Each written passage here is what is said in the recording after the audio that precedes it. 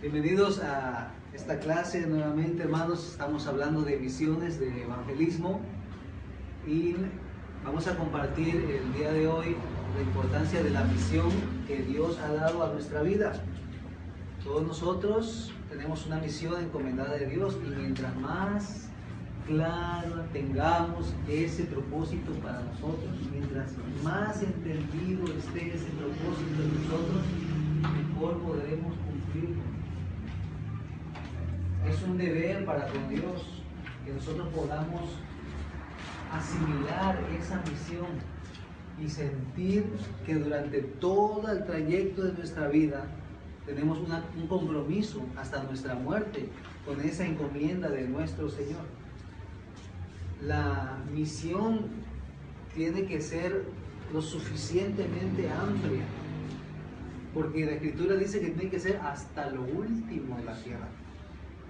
Desgraciadamente, mis hermanos, el problema en nuestra iglesia, en las iglesias, es que tendemos a ver la misión muy localista, de la misma manera en que lo veían muchos en el pueblo judío.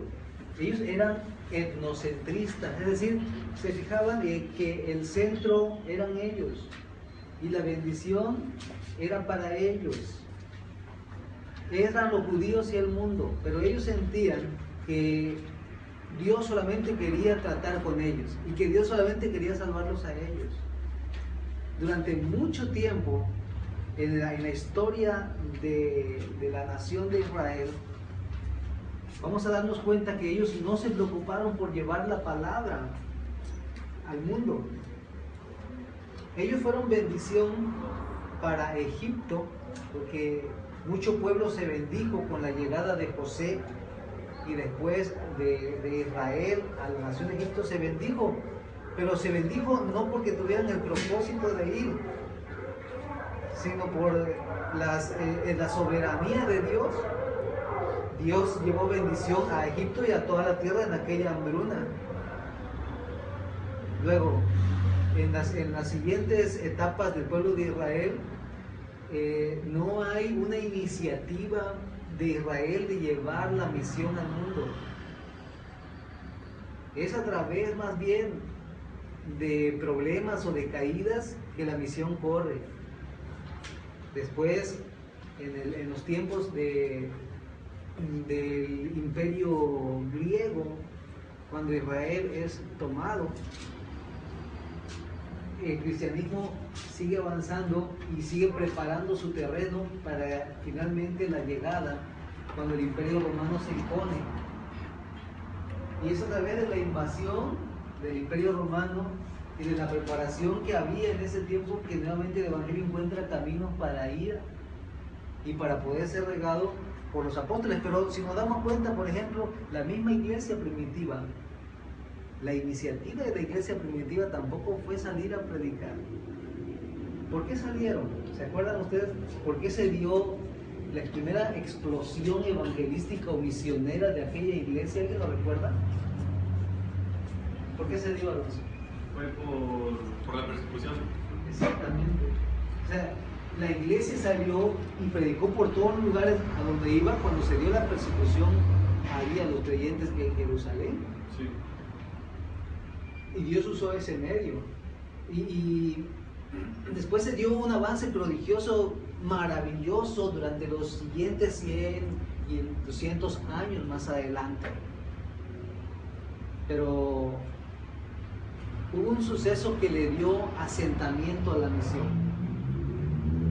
Un suceso que detuvo la misión de forma drástica y que parecería ser que le iba a hacer bien al cristianismo, y lo detuvo.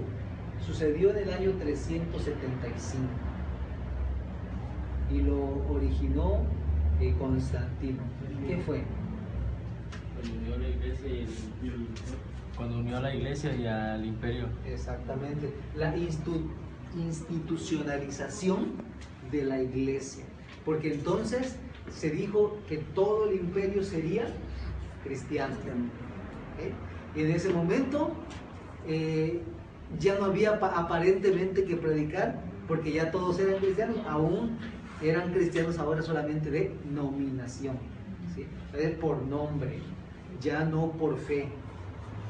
Este suceso fue un golpe muy fuerte para la iglesia y la iglesia se sentó en aquellos tiempos. Eventos misioneros como tales impulsados por la iglesia ya no hubo. Hubo misioneros aislados que todavía siguieron predicando, pero ya no como una fuerza de la iglesia cristiana. ¿Y saben cuántos años pasaron para que la iglesia siguiera adelante en la predicación del evangelio? ¿Cuántos creen? 1250. Muy bien, Alonso. Es un buen punto. Pasaron alrededor de 1200 años antes de que la iglesia nuevamente volviera a ser misionera. ¿Qué sucedió, Alonso, en ese tiempo? ¿Por qué dice que fueron 1200 años? ¿Por qué coinciden los 1200 años y los 365 habían pasado? Pues no me acuerdo muy bien, pero también fue algo por una persecución. Pues empezó otra vez a tomar a los antiguos cristianos como herejes que iban en contra de... Ok, bueno, estás cerca del punto, pero realmente fue por la reforma, ¿sí? Iniciada en Alemania por Lutero. En ese tiempo, estamos hablando del año 1500, ¿sí? Ahí se dio precisamente el tiempo de la reforma. Aunque déjenme decirles que cuando Lutero inicia la reforma, también la inicia, sí es cierto, hay una reforma de la iglesia, de los estatutos y un apartamiento del catolicismo romano, pero no le impulsa la obra misionera. Él mismo sí, pero hace de la iglesia luterana una iglesia nacionalista, pero no una iglesia mundial. Le interesan los alemanes, pero no le interesa el mundo en cierta medida. Su énfasis no está en el mundo.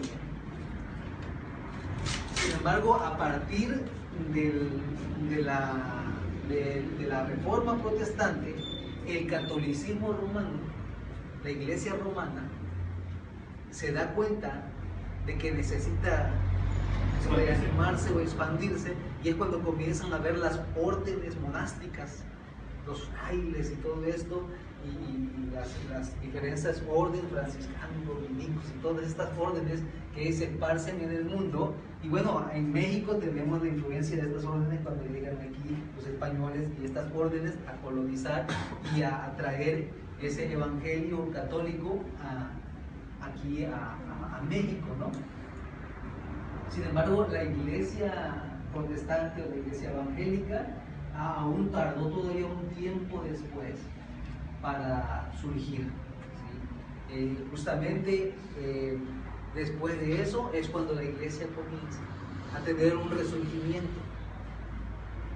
Y en estos últimos 400 años es cuando la iglesia, fíjense, estos últimos 400 años es cuando la iglesia comienza a resurgir. Estamos hablando del año 1600 al año 2000, es cuando empieza a tener un impulso. Y podemos hablar de 400 años de predicación misionera evangélica. Durante ese tiempo quiero compartirles que hubo misioneros que impulsaron grandemente, y podemos definirlos a líderes que lo hicieron. Líderes, uno de los líderes importantes de levantar la bandera misionera, el primero de ellos, vamos a decir su nombre, Guillermo Carey, misionero de las Indias, ¿sí? Un hombre que Dios usó su vida, un hombre, yo creo que fue un hombre superdotado. ¿Saben cuántos idiomas terminó hablando, entendiendo y traduciendo Biblias? Todos, yo creo. No todos, pero llegó a dominar 42 idiomas. 42 idiomas. Su trabajo fue ser un lingüista, y precisamente su capacidad de hablar en las lenguas diferentes hizo que el gobierno se fijara en él, se fundara una universidad y donde se daban religión, clases de fe y clases de lengua. Y entonces para el gobierno se convirtió en un fuerte apoyo, y él pudo, al principio fue rechazado cuando llegó a la India, pero después, cuando a su muerte, fue un hombre muy admirado en ese lugar, y produjo un avivamiento en la India y fue la primera obra de despliegue misionero ahí en esa región. Pero después